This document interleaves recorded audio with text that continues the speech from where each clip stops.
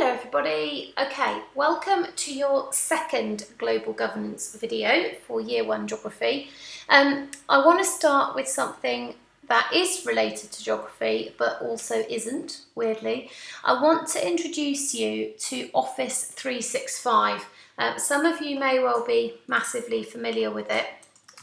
So if you go into your search engine and type in Office 365 and get in, you can see I don't have to log in because I'm in this all the time.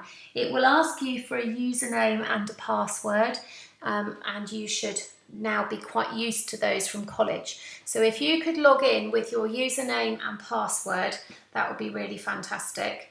And the benefits of this are that you can then access all of the college stuff at home quite easily.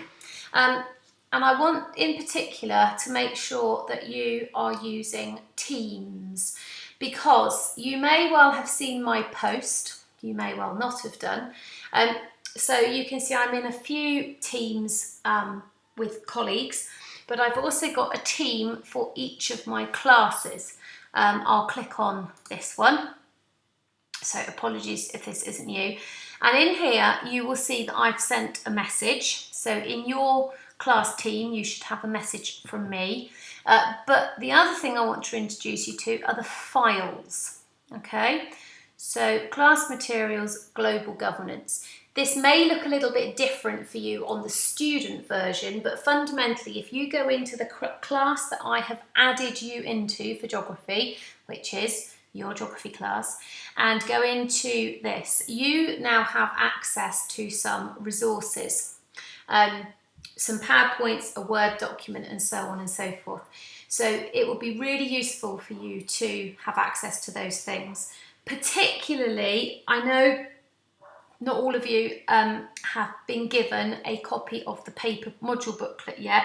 You will get those very, very shortly. But in the meantime, if that's really frustrating you, this Word document that says Global Governance, that is an electronic copy of the module booklet, so you have access to that.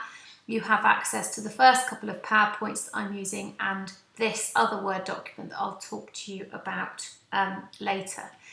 The other thing though about Teams, which is what my message says, because I'm currently self-isolating, I will be back in as soon as humanly possible. It's all to do with the backlog of tests, I'm afraid, that's causing the problems.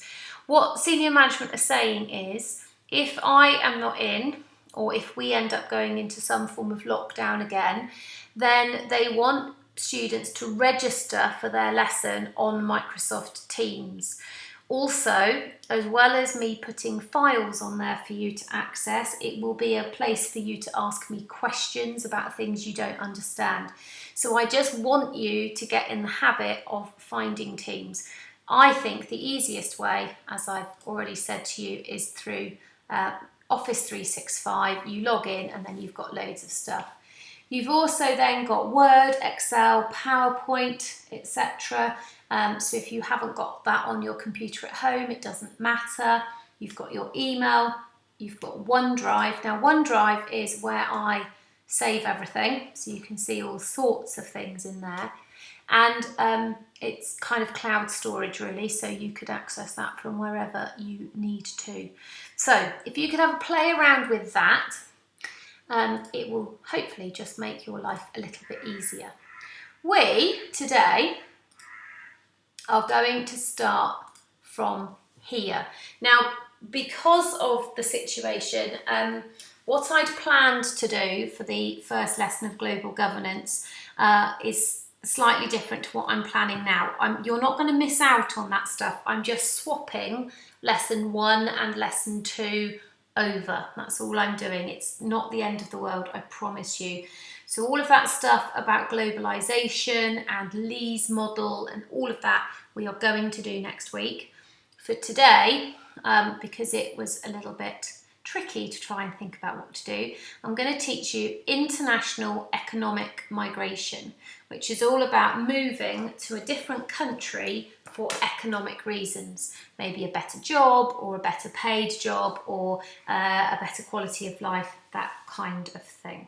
So you should be watching this video second, having already watched the one about globalization and introducing migration. If you haven't seen that, stop this one, go back and watch the first one, please, and then pick up on this one again. Right, I need you, before we go any further, to make a decision about how you are going to take your notes, because I need you to take notes from this PowerPoint. I know it's a bit weird because I'm not stood in front of you, but it is fundamentally the same principle. You need to take notes on international economic migration under these 4 headings. You could do bullet points, you could do a table, you could do a spider diagram, you could do revision cards, you could do a poster. I really am not bothered about how you take the notes, but you're going to have them under these 4 headings. Okay, so you can pause the video, get yourself organised, and then you'll be ready to go. Okay, now I've said to you in class before, I think, don't write down every fact or figure that you can get on a topic.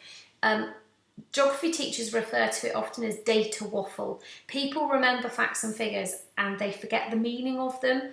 So just choose 1, maybe 2 at the push that are kind of really stand out to you, really make a key point to you, so that you just need 1 or maybe 2. You don't need loads. We don't want lots of data waffle. Okay, so 1 or 2, fine. Don't go for any more. Let me go through all of them and then you can rewind the YouTube if you want and go back and decide which one you want.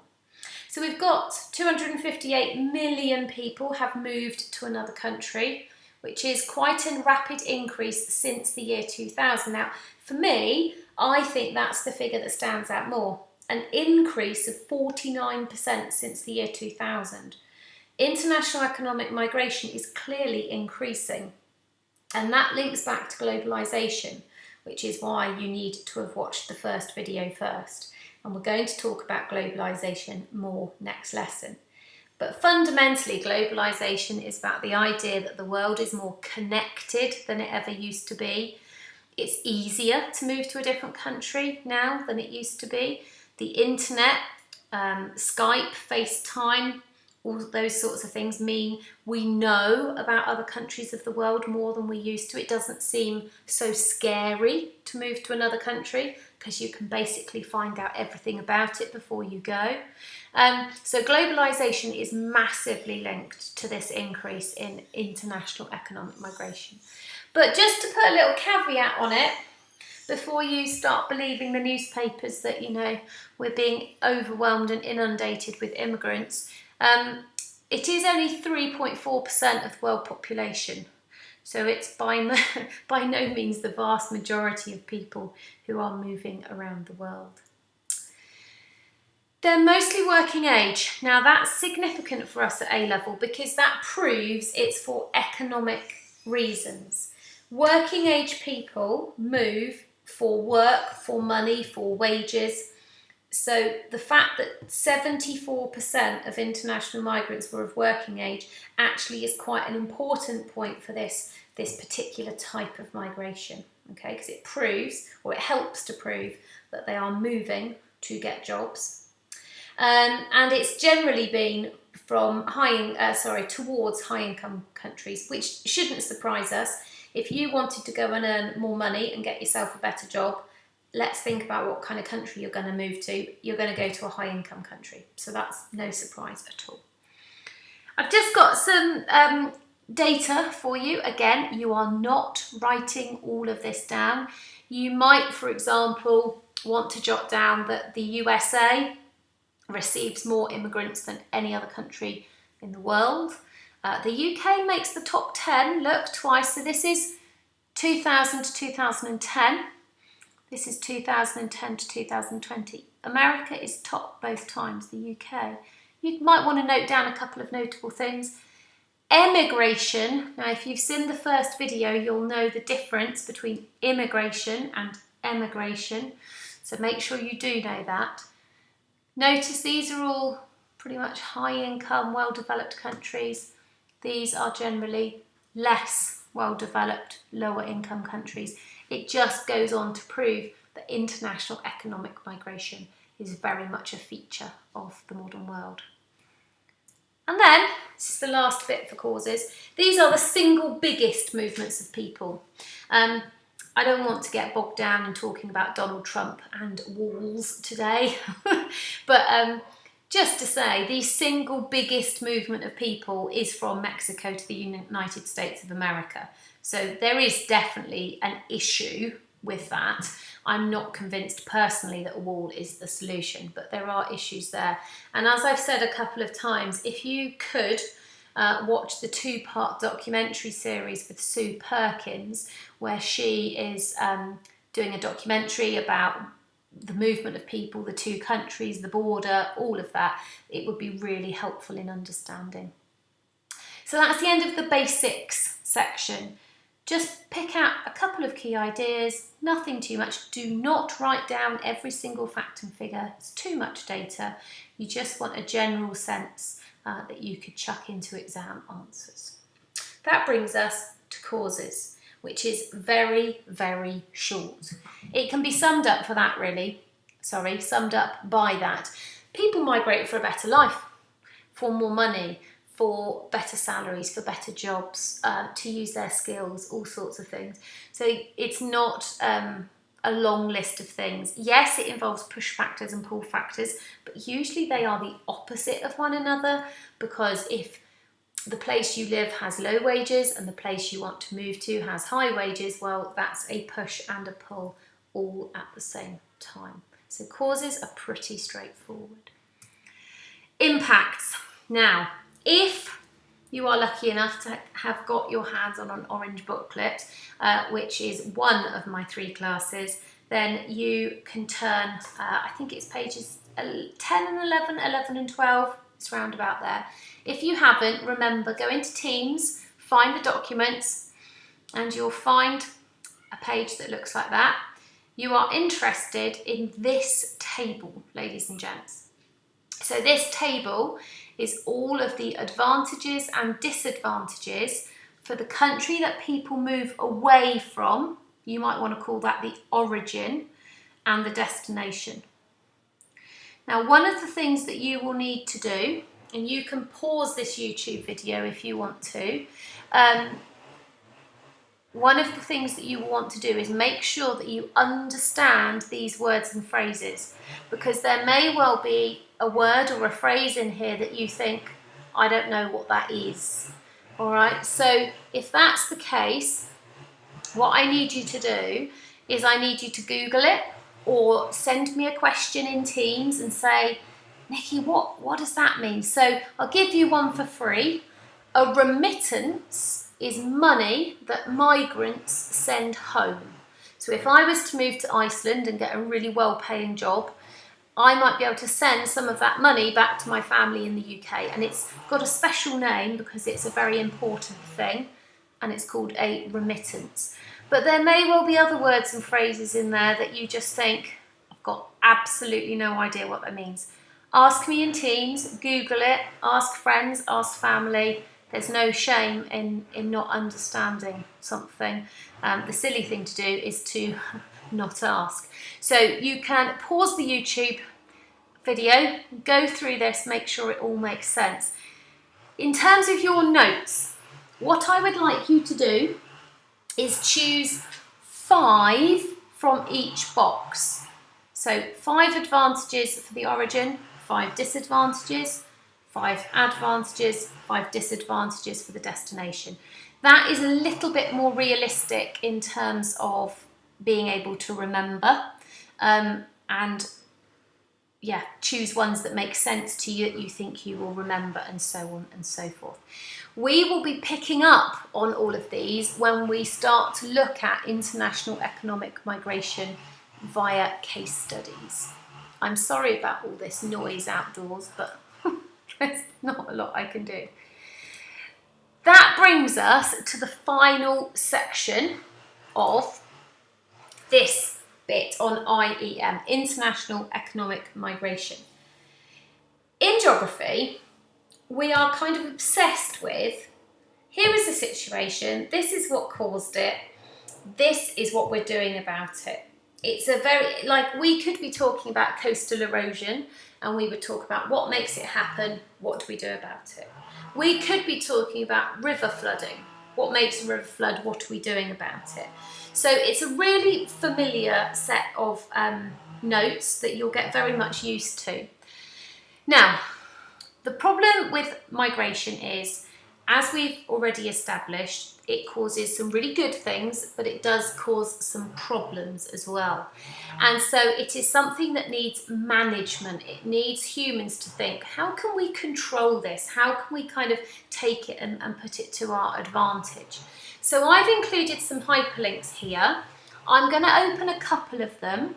Remember, you have access to this PowerPoint through Teams, so you can open all of these PowerPoints at your leisure. So I'm going to open this one.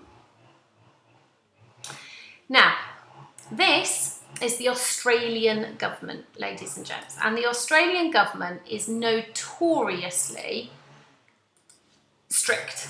Not anybody can just move into Australia. They're incredibly strict. And they have this thing called the Medium and Long-Term Strategic Skills List. So we don't need to go into loads of detail, but essentially one of the ways that you can move to Australia is you can make sure that you have a qualification or job experience in one of the things that they are looking for. Now, this is quite a clever strategy, isn't it? If you're a government, why don't you encourage the movement of people whose skills you desperately need, because maybe you don't have many of those people or it's expensive to train them or whatever. So encourage the movement of people that you need, discourage the movement of people you don't need. And that's basically the Australian strategy. So you'll notice, I'm not going to scroll too quickly because it'll make your eyes go funny. There are very much themes in this. So you will discover if you work in the construction industry, so engineering, building, anything like that, you are very definitely wanted. If you do anything to do with IT and economics, you are very definitely wanted, and healthcare. But you will also discover some kind of quite niche ones. Mining engineer. Lots of stuff to dig up in Australia, that is true. Look, engineer. I'll go to number 5. Shipwright, boat builder, chef, horse trainer. There are some really, really kind of niche things. But that's the Australian strategy, or I should say one of them.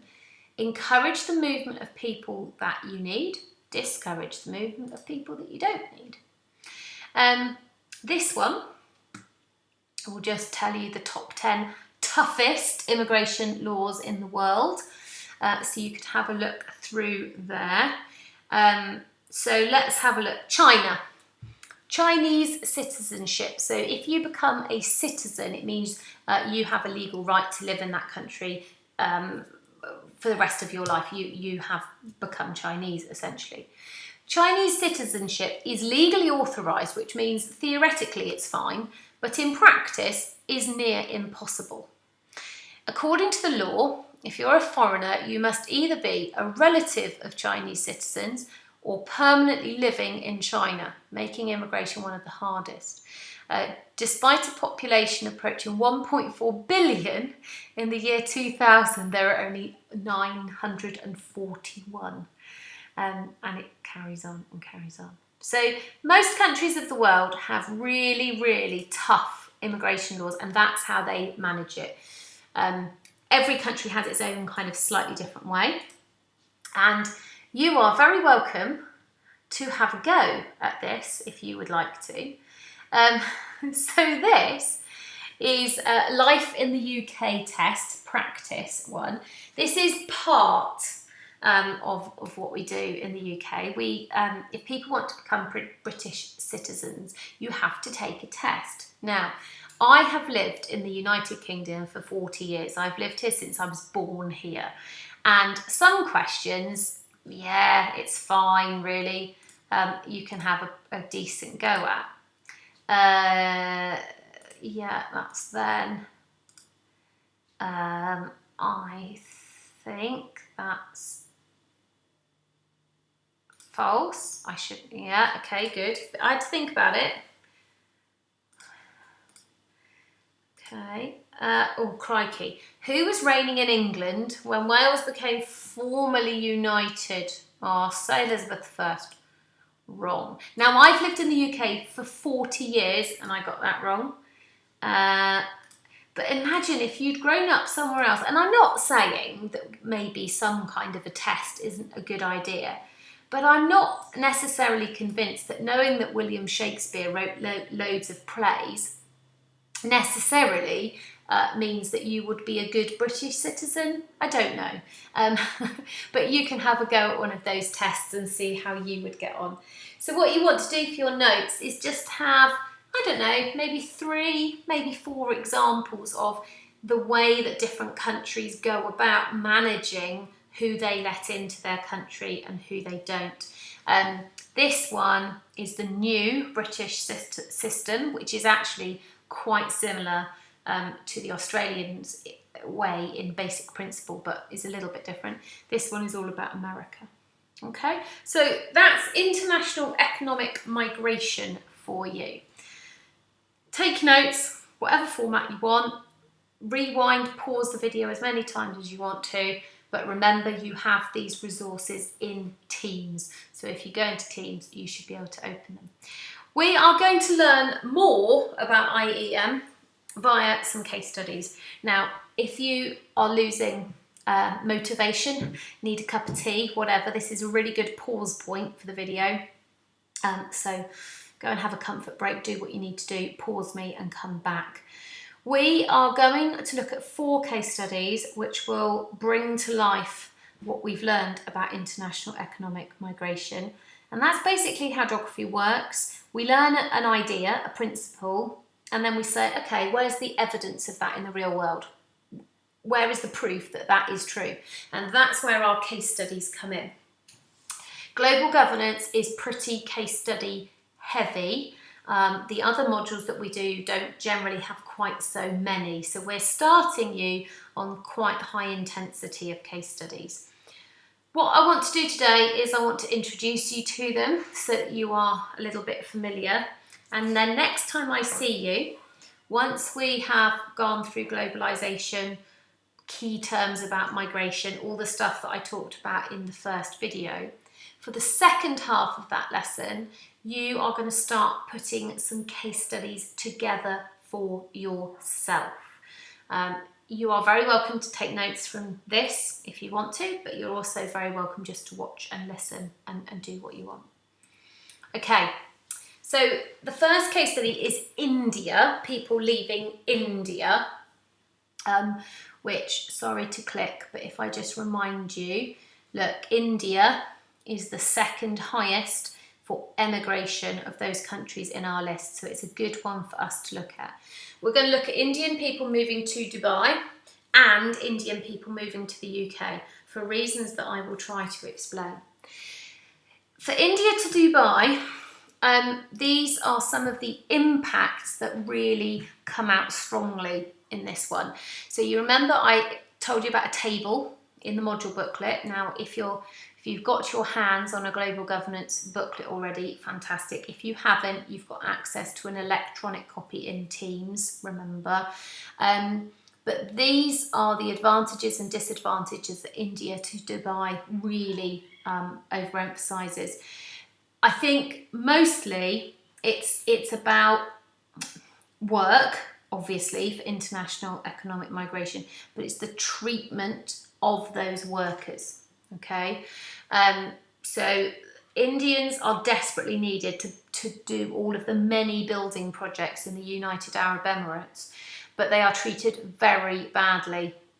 And there's a hyperlink, which is not particularly nice, I'm afraid.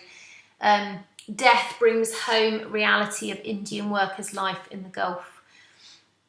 I know you can read, but I'll just read a bit to you. On a hot, sleepy afternoon at Kaleda village in southern Indian state of Telangana, Laxmi Malaya sat on the porch of her house where the body of her husband Chitam, a daily wage labourer in Dubai, was to be brought the next day. Chitam, 45, was the second migrant worker from the village to have died in Dubai in September, and among nearly 450 Indian migrant workers shipped home in body bags since 2014. And it goes on to talk to you about just how badly they're treated and what causes them to die. And it's not a very nice case study, for which I apologise, but it does really get home the point. People move for economic reasons. People move because they think they're going to earn lots of money and their lives will be better. Because you think something is going to happen doesn't necessarily mean that it is true, which is a big shame. Then we also need you to do a little bit on Indian people moving to the UK. Which is a much nicer case study, to be honest. It introduces you to some words that might be new.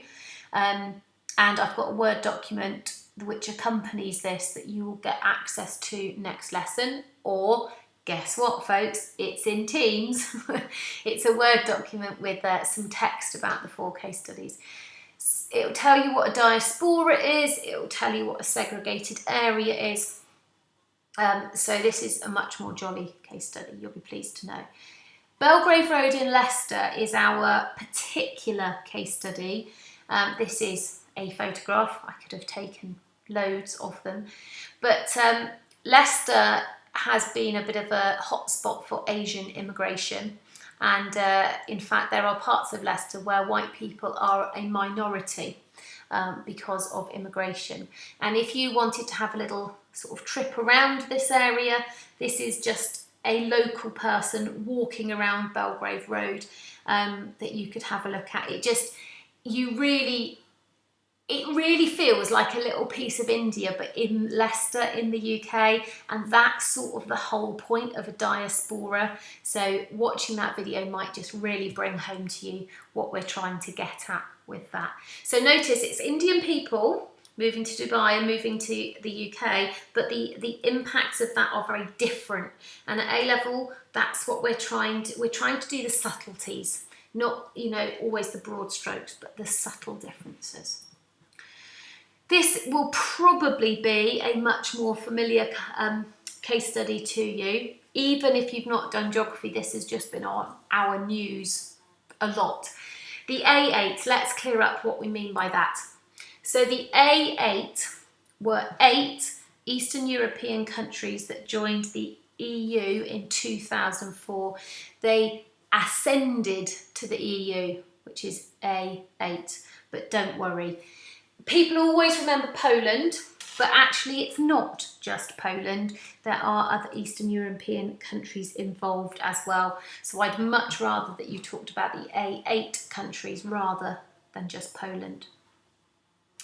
This is probably, I would argue, your biggest case study for the 4 because there's most information in it. It's very, very much balanced. So there's been some real positives and some quite significant negatives, which I'm going to try and introduce you to. So, the dependency ratio. So, in geography, we divide a population into 3 groups. 0 to 14, 15 to 64, and over 65, and all of this is written in the text in front of you. And if you've never heard of this and you want to jot it down, please do so. It's quite an important idea in geography, but it is written, so you could pause the video and take some notes. So we divide a population into 3 groups: 14 and under, 15 to 64, over 65. The youngest group, under 14 and under, and the eldest group, over 65, are referred to as being dependent, whereas the 15 to 64-year-olds are referred to as being independent. Now, it is not an exact science, there are many flaws, but the idea is, if you have more 15 to 64-year-olds, more independent people earning money, looking after themselves, plenty of money in the bank, paying taxes, yada, yada, yada, that should mean that your country does quite well. If you have more dependents, very young or very old, your country is going to struggle, because the more dependents you have, the more people need help and financial assistance. So I would imagine that the vast majority of you are still economically dependent on somebody else. When you're 65 and over, you're usually dependent on a pension which comes from the government. So you need financial help and other forms of help from other people. Whereas if you've got lots of independent people, they are propping up the country, basically. Now, what on earth does this have to do with this case study? Well, the A8 countries, I'll put it on there actually, we encouraged migration from these countries to the UK because back in the late 90s and the early 2000s, we were having increasing problems with our ageing population. We had far too many old people, our dependency ratio had gone bonkers, and the government was really worried. Combined with the fact that women had massively reduced how many kids they were having. Women are prioritising education and careers and having children much, much later, and that means they're not having so many. If you have that situation, more and more people living longer, getting older, fewer and fewer kids being born, your dependency ratio goes a little bit wrong. And so the government actually decided that if they encouraged more working age people to move in, it would significantly help us out with that problem. And it did. It worked really well for a few years. So in a way, this type of immigration, the AA immigration, saved our bacon for a bit financially. Also, Eastern Europeans do the majority of farm work in the UK. I just found this story from this year just to prove how completely dependent we are. So we need about 50,000 people on farms across the UK to do work.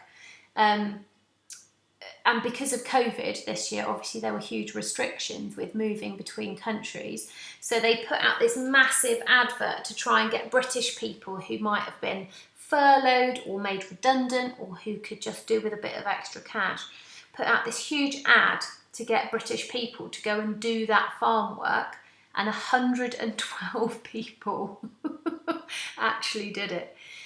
They do the jobs that Brits kind of don't want to do anymore, and that's important. So, huge benefits. Oh, sorry. But what you will also find is an increase in discrimination, an increase in people saying that the translation costs for the police and the health service are just too much.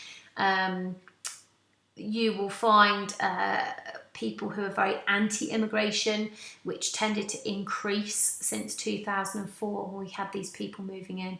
So it's probably, as I said, your biggest case study, the most detailed, the most important one, the one that you can definitely put the most time and energy into. Algeria to France. This is not very big, quite depressing, sorry.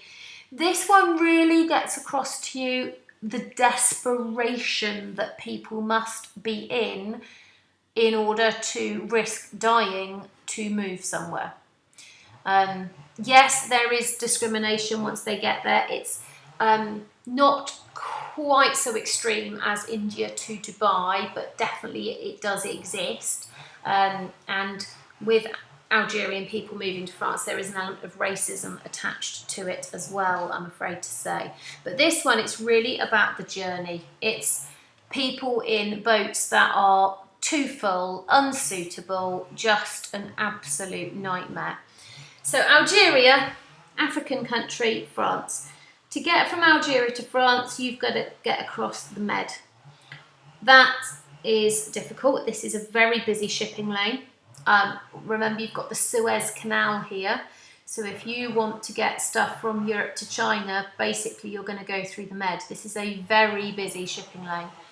People get put in these completely unsuitable boats to try and get across, and not all of them make it. Now, I would suggest you do watch part, if not all, of this YouTube video.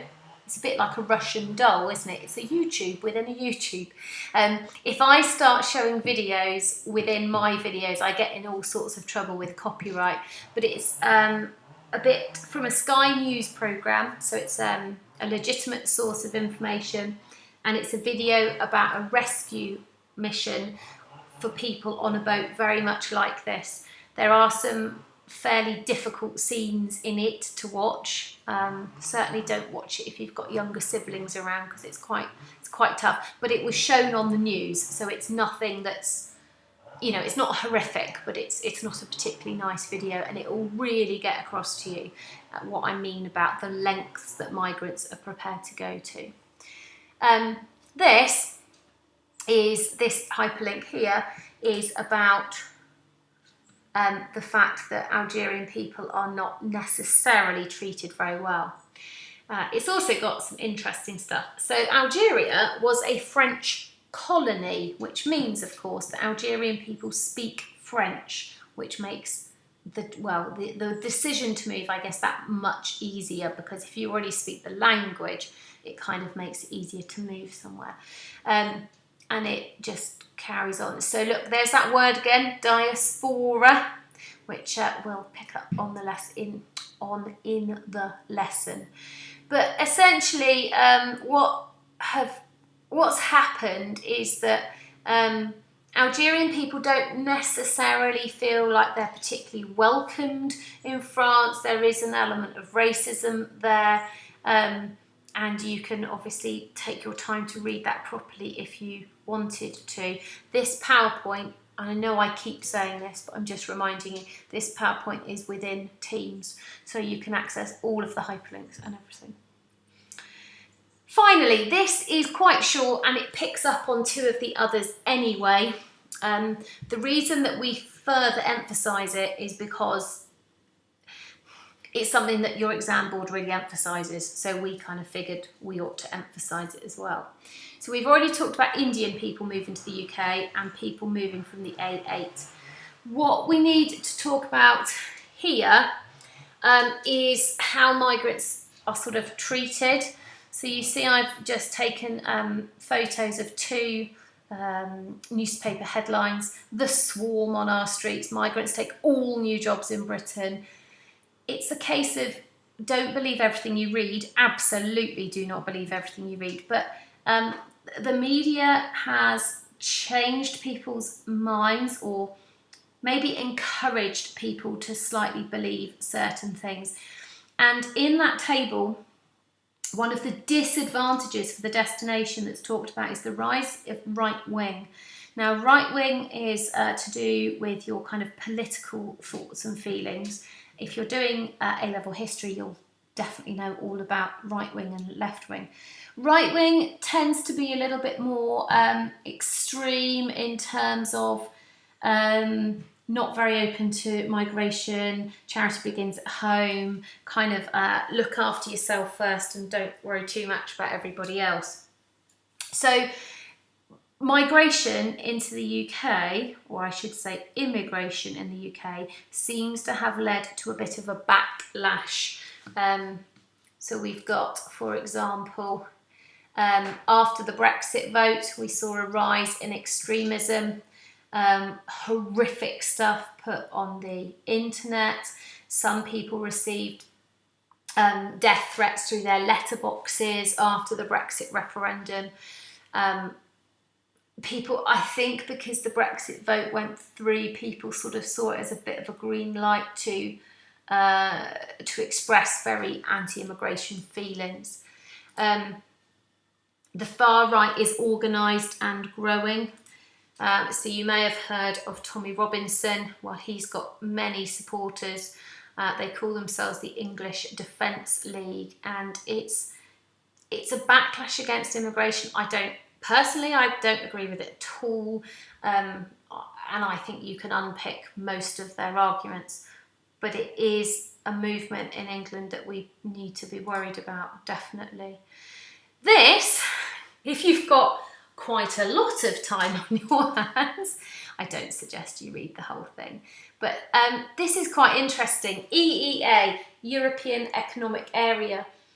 If you really want to know the truth of how good or how bad or what a mix all of it was, read that. It's the government's final report, and it is fascinating, but as I said, you need quite a lot of time on your hands. And then this one is quite nice. I was a bit cheered up by this one, I have to say. Apparently, various surveys in the last couple of years have suggested that actually we are realising as Brits that we desperately need immigrants. We need immigrants to work in the NHS. We need immigrants to pick our food. We need immigrants to do our scientific research for us. Like, we are a small island. Our birth rate's going down.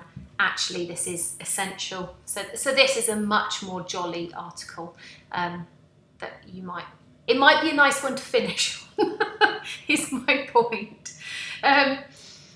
Then, just a little graph.